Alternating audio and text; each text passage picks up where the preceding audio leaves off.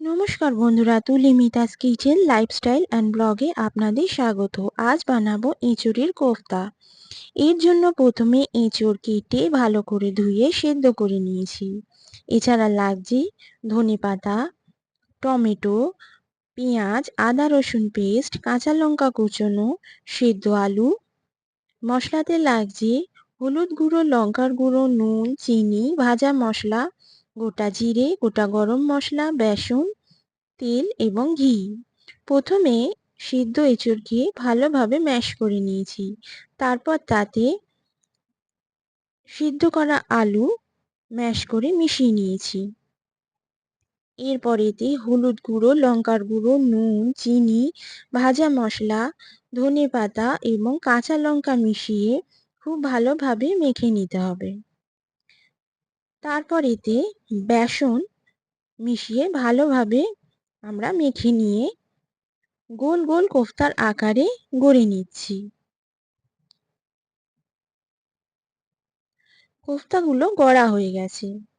এরপর gas on করে কড়াই বসিয়ে তাতে তেল দিয়ে দিয়েছি। তেল খুব ভালোভাবে গরম করে নিয়ে তাতে কোফতাগুলো ছেড়ে দিচ্ছি। কোফতাগুলো দু পিঠ লাল লাল করে ভালো করে ভেজে নিচ্ছি। মুচমুচে করে দু পিঠ ভেজে নেব। এই কোফতাগুলো আমরা চা অথবা কফির সঙ্গে স্ন্যাক্স হিসাবেও খেতে পারি।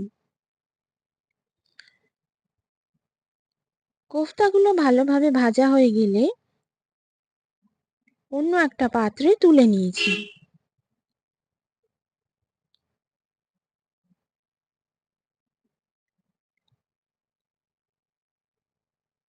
এরপর আবার গ্যাস অন করে কড়াই বসিয়ে তাতে তেল দিয়ে গোটা জিরে, গোটা গরম মশলা দিয়ে তার মধ্যে পেঁয়াজ দিয়ে ভাজতে থাকবো যতক্ষণ না পেঁয়াজ নরম হয়ে যাচ্ছে। পেঁয়াজ নরম হয়ে এলে এতে আদা রসুনের পেস্ট, কাঁচা লঙ্কা কুচো এবং টমেটো কুচো দিয়ে ভালোভাবে ভেজে নিচ্ছি।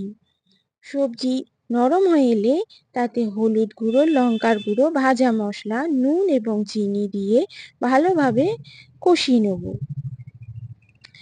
মশলা কষতে কষতে তেল ছেড়ে আসার পর আমরা এতে দিয়ে দিচ্ছি জল। জল দিয়ে ঝোল ভালোভাবে ফুটতে দেবো। তারপর ঝোল ফুটে এলে এতে কোফতাগুলো দিয়ে দিচ্ছি। কোফতা দিয়ে কিছুক্ষণ ফোটাতে হবে। গ্রেভি ঘন হয়ে এলে এতে 1 চামচ ঘি দিয়ে আরো কিছুক্ষণ ফুটিয়ে নামিয়ে নেব। আমাদের এঁচোড়ের কোফতা রেডি। গরম ভাত, রুটি, পরোটা, পোলাওয়ের সঙ্গে পরিবেশন করে দেব। আপনাদের যদি ভালো লেগে থাকে তাহলে আমাকে সাবস্ক্রাইব করবেন, কমেন্ট করবেন, লাইক করবেন এবং শেয়ার করবেন। নমস্কার বন্ধুরা, আজ তাহলে আসি।